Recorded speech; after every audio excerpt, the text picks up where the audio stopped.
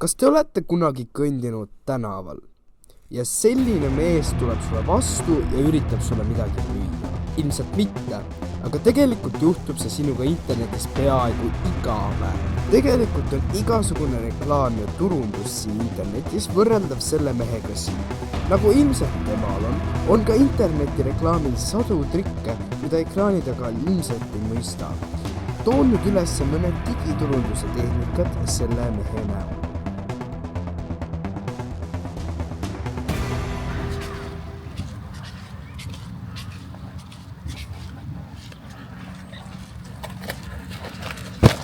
Ostame pirukaid.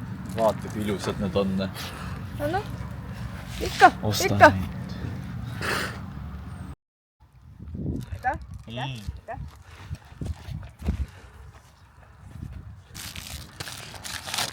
Täitsa ottus, ma sain skänni!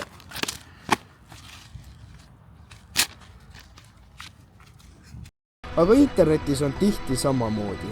Clickbait või eesti keeles klõpsusööt on reklaam, mille eesmärk on tähelepanu tõmmata ja kasutajaid linki avama ahvatleda. Klõpsu saamisest saavad saidid kasu, sest nad näitavad sulle selle eest reklaame. Teine olukord.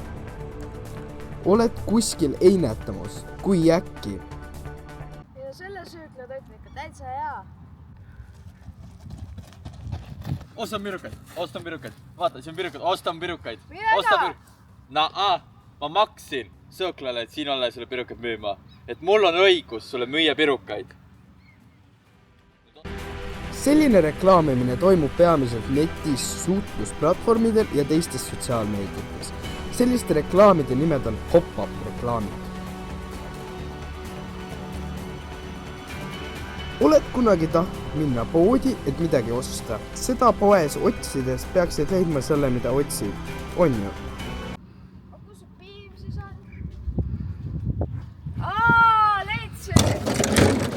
Osta mu pirukaid!